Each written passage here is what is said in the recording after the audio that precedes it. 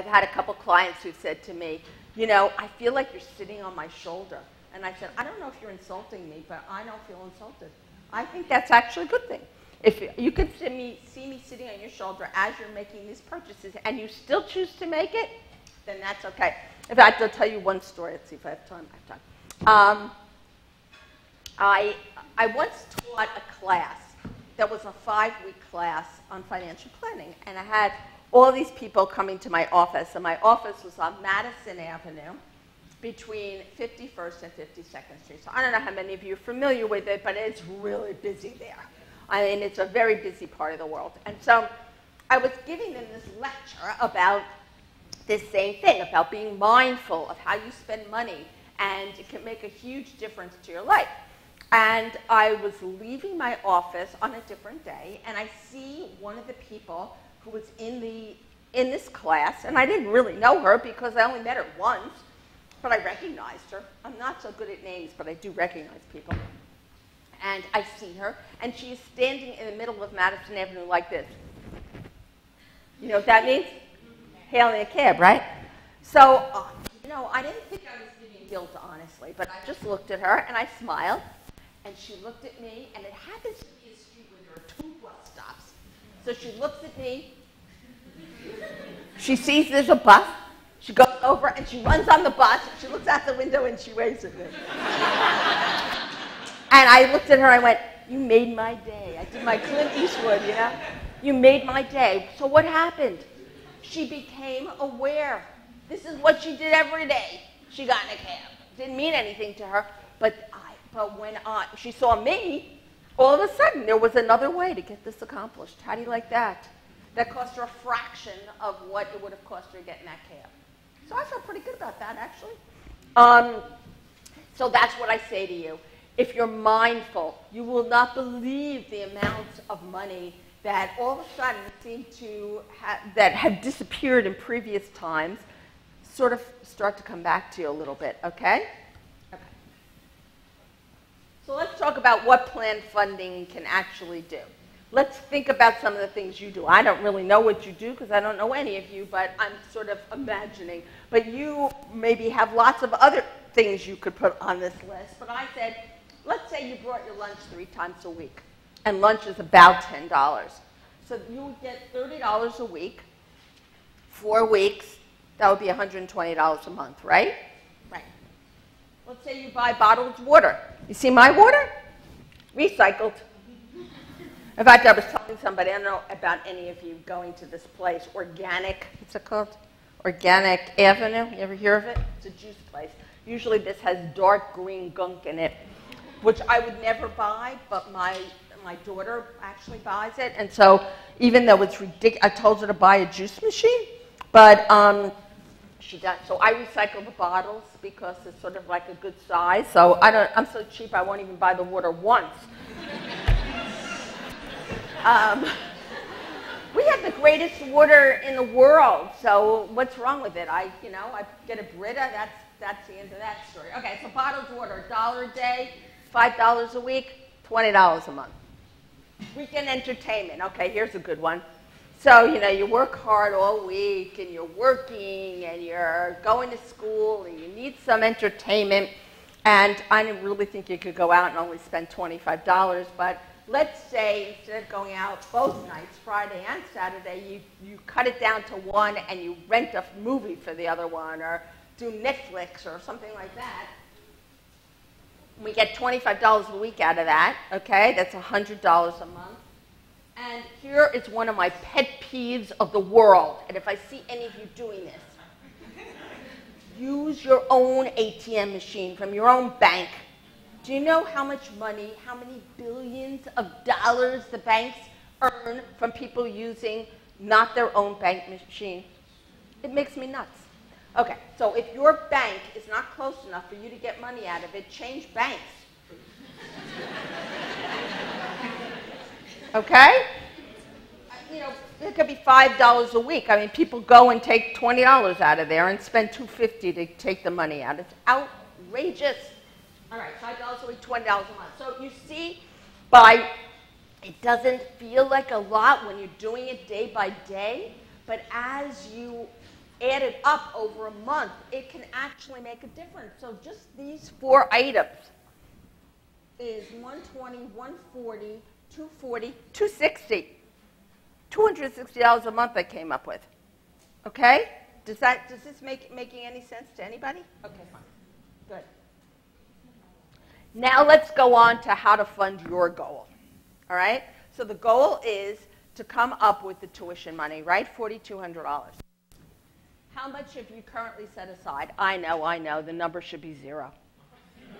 But I have to put a number in so that I can at least have a discussion about how much this money would earn if we did have it aside. So humor me. I say you have $1,000 put aside, okay? How much is this money going to be when I need it? It's only going to be $1,000 because really you can't earn anything right now. And you can't be clever. You can't invest this money in something risky because it's a short-term goal. Short-term goals, you have to be able to get your hands on it. It's got to be pretty liquid. That doesn't mean it's under the mattress. That means it needs to be safe, but I need to be able to get my hands on it, okay? Long-term goals, like retirement planning, that we have to invest the money. We have to invest the money for long term. So you would be in a mutual fund in the stock market. Another discussion for another day. But for today, just know that with interest rates this low, there are advantages to interest rates being very low. One of the advantages is if you could buy a home, the mortgage rates are very low. So, you know, there are certain areas where it's good. Where it's not good is for our short-term money, it really doesn't earn very much. So I'm saying I have $1,000, but when I need the money, it's still only going to be $1,000. Okay. How much do I need? I need $5,000. Okay, so now I need to come up with $4,000, right? So what are my possible sources for funding this thing? Now I'm looking at every possibility. So number one, I go to my family. And I see you rolling your eyes because in many cases, you're the one providing help for the family. You can't expect them to provide help for you. Not unusual, this happens. Okay? But there are some cases where this may work and we need to explore all of our opportunities. So this is one choice, family. Federal government. There are grants, there are loans. On our resource sheet, which I think you've all have a resource sheet there, which we're going to talk about later, there are possibilities there. You all are way more adept at dealing with websites than I am. You go on there, you figure out what it is you need, and see if you could be accommodated in any way. LaGuardia, unbelievable amount of resources, which we will talk about at the end. Your job. I know most of you work. You may have 2 and 3 jobs. This is a source of income, obviously. How you spend that money, what you do with that money can make all the difference. Other things, you may have veterans benefits. You may have a tax refund. You may get an inheritance from somebody. I don't know. I'm sure you could think of many other areas that would pertain to you. You have to think of every resource, write it down, explore the possibilities, see what you can come up with. All right? So I've said from all these other sources, I come up with $1,000. Again, it may be, it may not be, but I want to have an example. Okay? So now I have $2,000, right? How much more do I need? I need $3,000. So now my only possibility, since I've tapped out all these other possibilities, is I must figure out a way to raise this money myself. And that's where the cash flow exercise comes in. That's why it is so important for you to work on your cash flow and come up with that extra money. So I previously saved $1,000. I obtained $1,000. I need an additional $3,000. How much is that? 3,000 divided by 12 is $250 a month. If I can come up with $250 a month, then I will be able to have my tuition. But what I love to do is I divide things by 52 because anything divided by 52 is a much smaller number, right? And that's their 52 weeks. So I divide 3,000 by 52, and now I need $58 a week. $58 a week to make my dream, my goal, stay alive. It sounds way more doable, right, than saying I need $5,000. You must break it down to the lowest common denominator for you so that you know it's a possible thing to do. If I say to you, if you come up with $58 a week, you can stay in school, finish your degree, and get on to the goal. It sounds like a worthwhile thing to pursue, right? Come up with it. Does it sound more important than going out on the weekend 2 nights or eating lunch out or whatever? I mean, I hate to pick on Starbucks, but it's such an easily pickable thing to do. I mean, you know, you have to set priorities, and that's what planning is all about. And it's not about punishing you or feeling bad or whatever. It is about setting a sight on a goal and figuring out a way to get there. Now, all of you know a lot about this topic because you figured out a way to get this far, right? Now you need to figure out a way to finish what you started. And this is a way to do it, by doing your cash flow, coming up with that 58 bucks. Okay, so before I do that, I want to go back to here. I want to go back to the fixed expense sheet. You see where it says other? With other, what I would put in for you, if this is your issue about coming up with the tuition, is I would put tuition in there. And I would say, I need to come up with $250. You see how easily I came up with $260? Those 4 items? Let's say this is your case. You need to come up with $250. You make that an expense line, okay? And you need to come up with an additional $250 a month.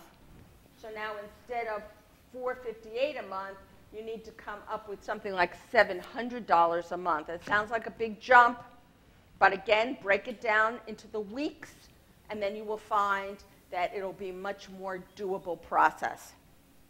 All right, is everybody with me? Okay. Okay, so now let's go on to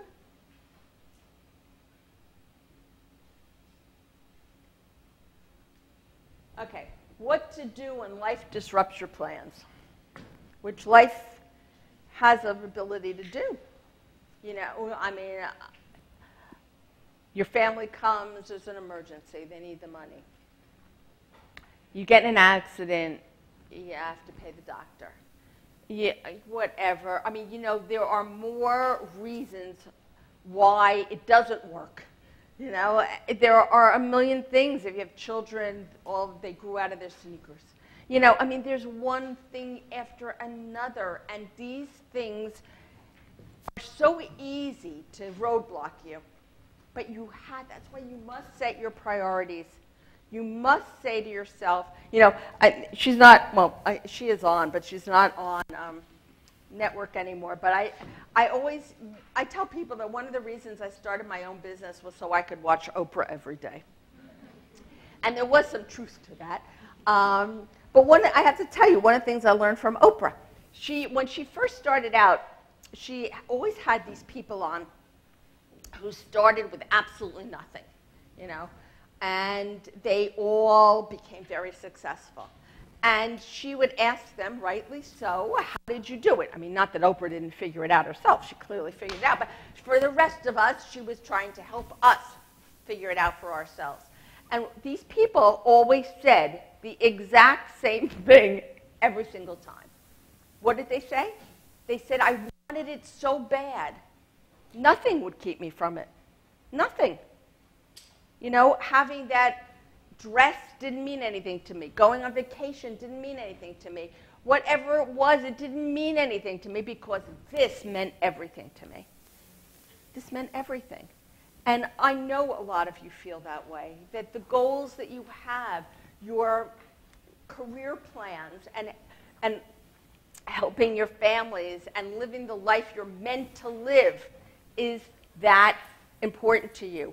it must be that important. You must be like, have a laser beam on that and not let anything deter you. So even though, yes, it is important to help your family, it is important to do all these other things that need to be done, you must figure out a way on that fixed expense sheet to have a line that is your line. It's your line to get yourself from where you are to where you need to be. So priorities, motivation is really the most important element in the entire process. Okay, use your resources. So here, now I have to get my cute little thing here, because I want to encourage everybody to go to the fair. How many people are going to go to the fair? Everybody go to the fair.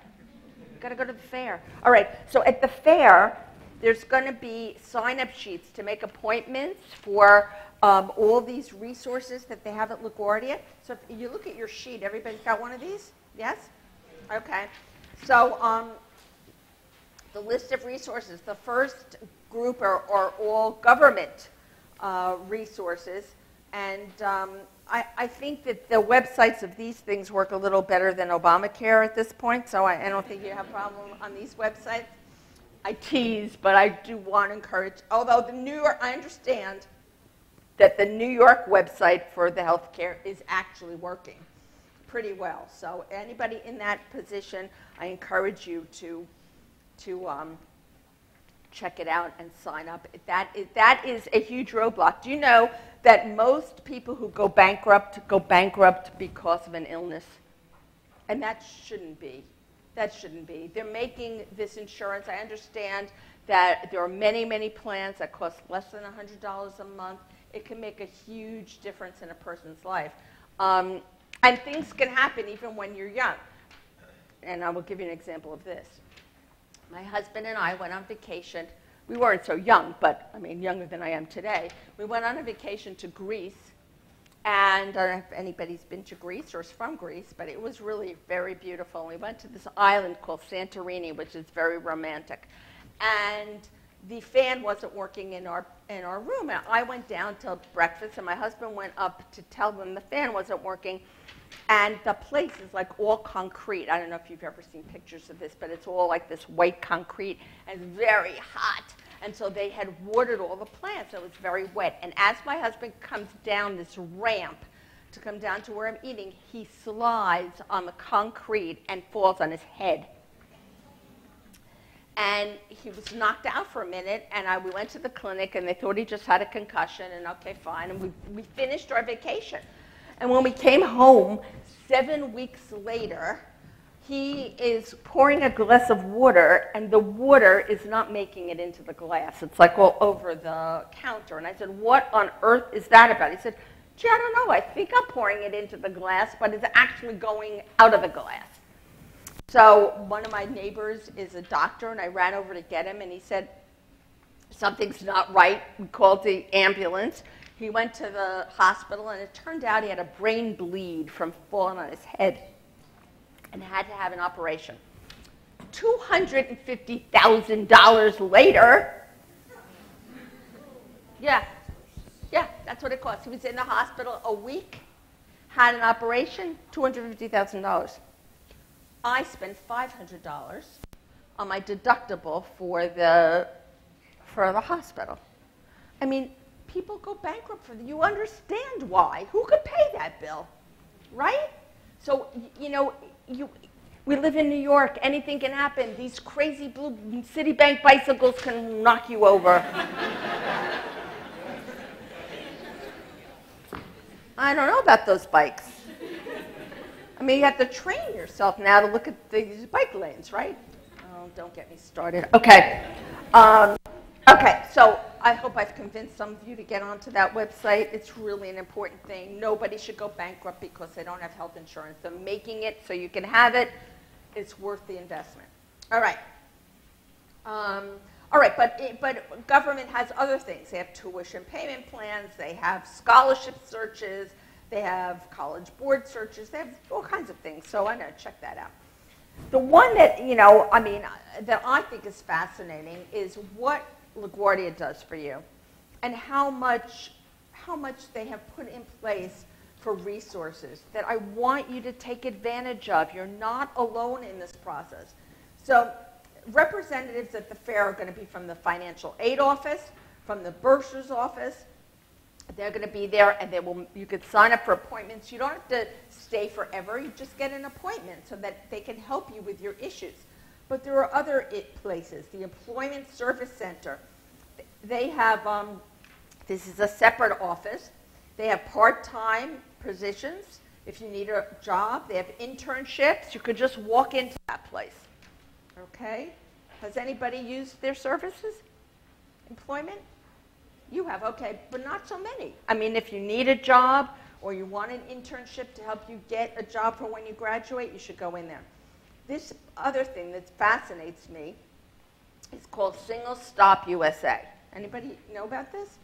Anyway, this is funded by a grant, and it will help you with all kinds of issues, like immigration issues, legal issues, financial literacy. You may even find me there.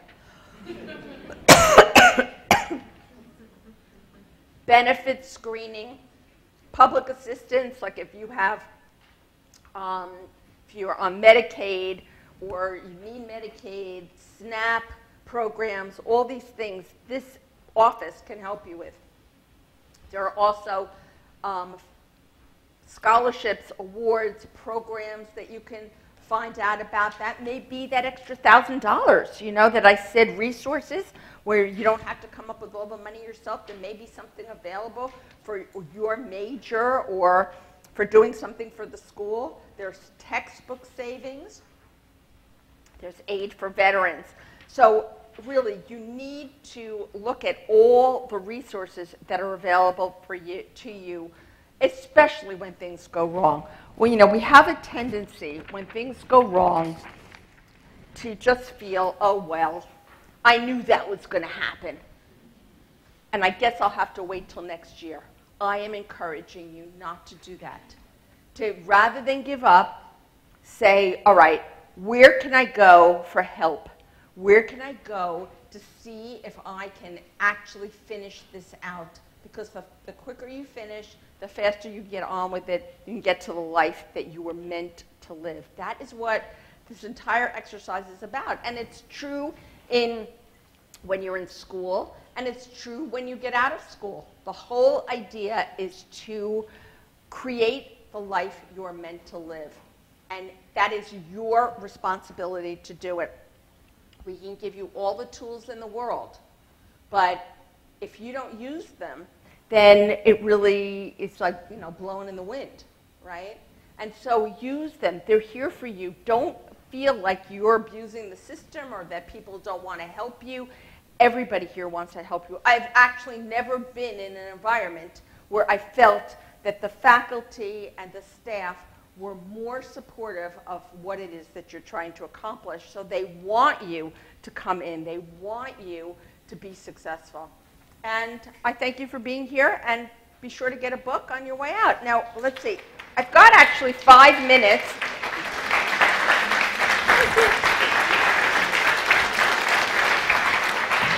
I have 5 minutes, so I mean, if there are a few questions, let's see if we can answer a few. Anybody have any questions? No? You know everything. All right, well, you know what? I'll stay after, so if anybody has any questions, and they're private, you can come and ask me, okay? Okay, so... Thanks for being here, everybody. Come to the fair. Ms. Diamond, thank you so much for making this a fantastic day, and for your energy, your passion, and for helping our students succeed. As a token of our appreciation, we would like to... I'm competing with the students, but it's not unusual. I'm getting an award. Quiet, quiet. It's important. We would like to present you with this award. Thank you. Oh, nice. Thank you so much. Thank you so much. This event was very much a cross-divisional effort between academic affairs, student affairs, and institutional advancement. And we thank everyone involved in bringing Ms. Diamond to LaGuardia to provide this opportunity to LaGuardia students. Thank you. Thank you. One last thing. Everyone, before you go, as Ms. Diamond said, there are books for each of the students out front. Ms. Diamond, actually, we have a table for you so that students can actually get the book autographed for only a few moments. So if you go outside and get a book, but you have to promise to stop by the fair. That's really important, right? All right. No signing without the fair. Maybe I should sign it at the fair. All right, and the fair is going to be happening in a few moments, starting at 1 o'clock in the poolside cafe. Thank you very much.